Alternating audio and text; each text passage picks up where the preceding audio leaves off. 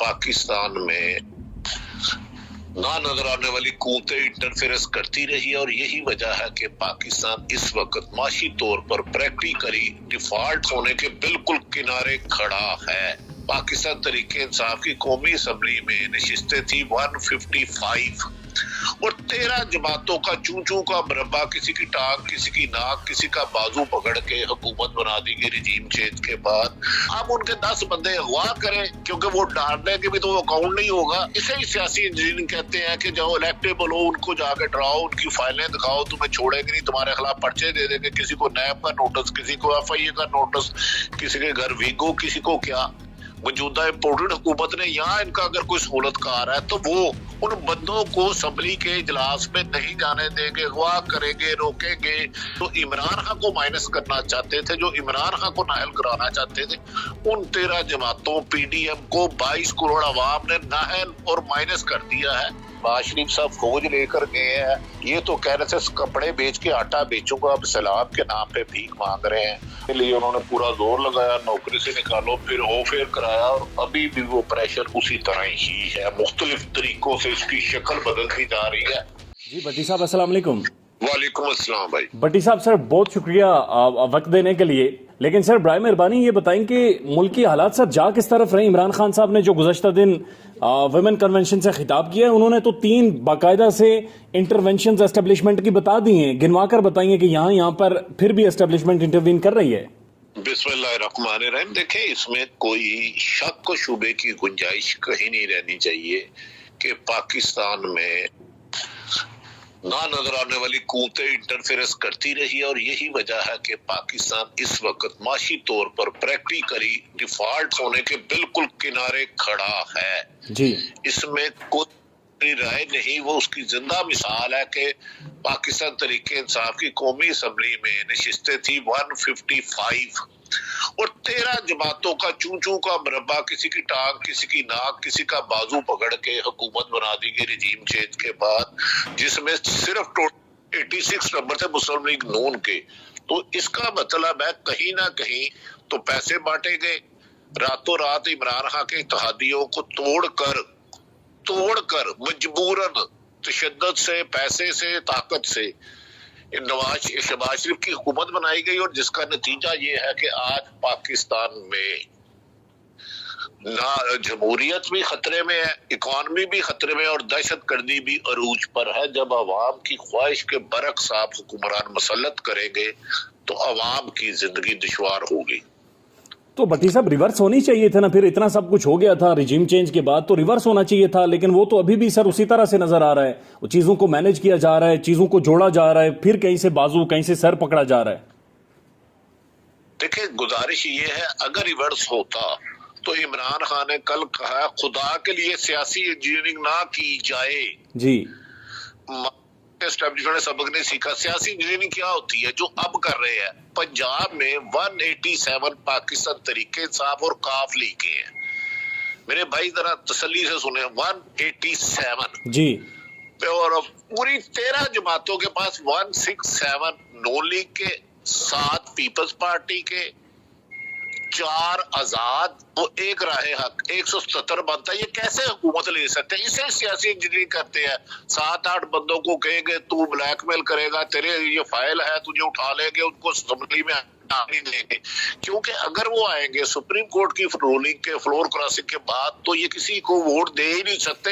इनका 177 से 178 नहीं हो सकता। अब उनके 10 बंदे अगवा करें क्योंकि वो डालने के भी तो अकाउंट नहीं होगा। इसे ही सियासी इंजीनियरिंग कहते हैं कि जो इलेक्टेबल हो उनको जाके डराओ, उनकी फाइलें दिखाओ, तुम्हें छोड़ेंगे नहीं, तुम्हारे खिलाफ पर्चे दे देंगे, किसी को नैब का नोटिस, किसी को FIA का नोटिस, किसी के घर वीगो, किसी को क्या। नहीं, मौनी सिलाई तो सर वीडियो दिखा रहा है कि वीगो डाले बंदे उठा रहे हैं बाकायदा। तो देखे ना, ये सच है ना, ये हकीकत है। अदरवाइज मुझे दुनिया का कोई ऐसा कैलकुलेटर बता दे जो 187 से को शिकस्त 177 वाला दे दे, जिसका 10 नंबर कम हो, एक वोट भी उधर अकाउंट ही नहीं हो सकता। इसका मतलब है इन्होंने मौजूदा इम्पोर्टेड हुकूमत ने यहाँ इनका अगर कोई सहूलतकार है तो वो उन बंदों को असम्बली के इजलास में नहीं जाने देंगे, अगवा करेंगे, रोकेंगे, जो भी करेंगे वो मुझे नहीं पता, वरना इनका तो 178 हो ही नहीं सकता। फ्लोर क्रॉसिंग के बाद पीटीआई या काफ लीग का एक बंदा वोट इनको काउंट नहीं होगा। सुप्रीम कोर्ट का फैसला आ चुका है। सियासी इंजीनियरिंग जब तक होती रहेगी, याद रख ले, लेकिन जो इमरान खान को माइनस करना चाहते थे, जो इमरान खान को नाअहल कराना चाहते थे, उन 13 जमातों पीडीएम को 22 करोड़ अवाम ने नाअहल और माइनस कर दिया है। यही वजह है कि वो इलेक्शन से फरार का रास्ता अपना रहे हैं। जहां इलेक्शन से भाग कर जाते हैं, फरार के रास्ते में आगे इमरान खान नजर आता है, ओए फिर आ गया इमरान खान, फिर वापस आ जाता है। जी जी जी, भट्टी साहब, ये मियां मोहम्मद नवाज शरीफ साहब सर जनेवा में क्या कर रहे हैं, और ये वहां पर सर क्या खिचड़ी पक रही है, जो वहां पर जो मुलाकातें करेंगे वहां पर बैठकर ये कौन सा नया लाया अमल बना कर देंगे सर? इंटरनेशनल पावर्स के हाथ पांव पकड़ेंगे, कहेंगे अल्लाह का वास्ता है हमारी हुकूमत रहने दें, हमें घर ना भेजे, हमारी अक्सरियत नहीं है। पाकिस्तान में ये मौजूदा हो जाता है कि 145 वाला 155 वाला अपोजिशन में आ जाता है और 86 वाले की हुकूमत बच जाती है जी। अब वो नवाज शहबाज शरीफ साहब फौज लेकर गए हैं, ये तो कह रहे थे कपड़े बेच के आटा बेचूंगा, अब सैलाब के नाम पे भीख मांग रहे हैं। अल्लाह ताला सैलाब ज़दगान की मदद करे, उनकी मुश्किलात दूर करें। लेकिन जब तक आप अपनी मुल्क की इकॉनमी को स्टेबल नहीं करेंगे, टैक्स कलेक्शन बेहतर नहीं करेंगे, एक्सपोर्ट बेहतर नहीं होगी, जहां रोटी 25 रुपए हो जाए और आटा जब ये 55 रुपए पे चीखे मारते थे, महंगाई मार्च करते थे बगुल उड़े, अब 160 पे भी खामोश हैं। तो इस मुल्क को अल्लाह ही हिफाजत है, बस अल्लाह के हुजूर सजदा रहे हो। ये 13 पार्टी है, मुझे लग रहा है इमरान खान साहब की इस बात में वजन है कि इस मुल्क को इंटरनेशनल एजेंडे के तहत डिफॉल्ट करने की ख्वाहिश रख रही है। आगे अल्लाह बचाए इस मुल्क। सर, ये नई पार्टी कोई खड़ी की जा रही है पंजाब के अंदर, जिसमें अलीम खान हो गए, जागीर खान तरीन हो गए, चौधरी सरवर हो गए, इन सबको मिलाकर एक पार्टी बनाई जाए?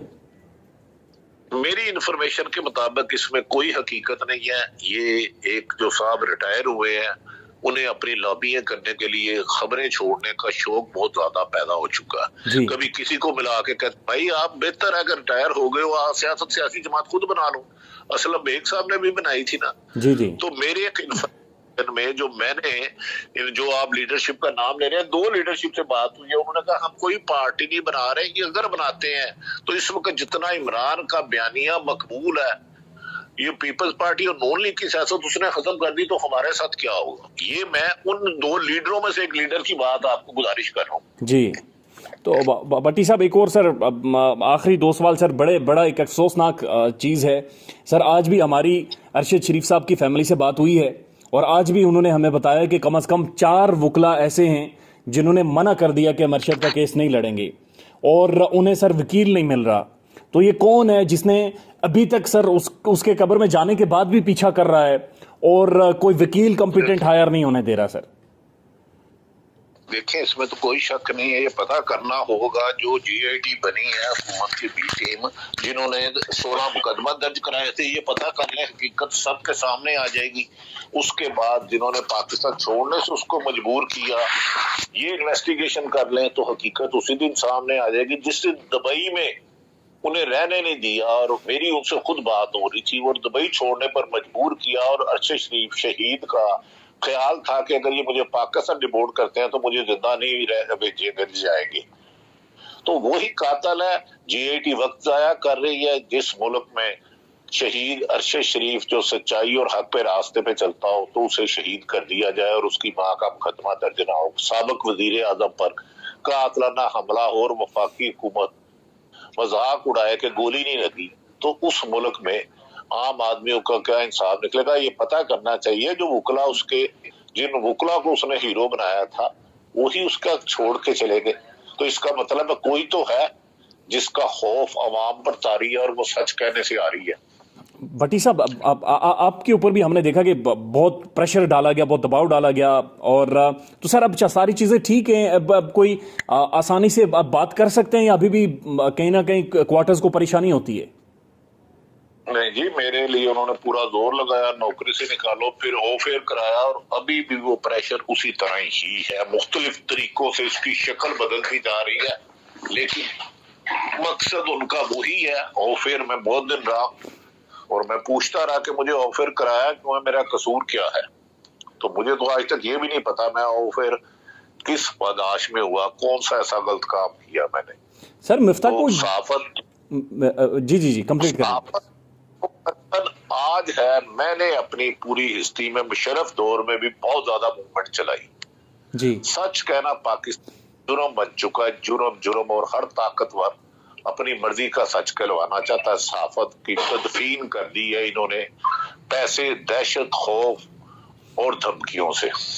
भट्टी साहब one last question sir, Punjab के अंदर जो ये एतमाद के लिए जो डिले किया जा रहा है, 9 तारीख थी, आज भी नहीं हुआ ज़ाहिर है, और फिर अब 11 तारीख तक वेट करवा रहे हैं इमरान खान से चौधरी परवेज इलाही, क्या समझ आ रहा है सर? ये क्या कंक्लूजन क्या होगा इस सारी सही का? देखिए परवेज इलाही सब पर दबाव तो है, मोनस लाई ने स्टैंड लिया था, उसकी वजह से उन्होंने किया, लेकिन मेरी समझ में नहीं आ रहा कि 177 पीडीएम 13 जमातें मिलके इसको 186 करेंगे कैसे? ये कैसे हुकूमत हो रहा में आके फिर बंदे ही बज़ाहिर बादियों नजर में ऐसा लग रहा ना पीटीआई और काफ लीग के अगवा कर लेंगे। इनका 177 से 178 78 नहीं हो सकता, जो मर्जी कर ले, उनके बंदे ऐसी है तो उसे गायब करना होगा। जी दैट्स ट्रू। बहुत शुक्रिया आरिफ अहमद भट्टी साहब टाइम देने के लिए। Thank you sir.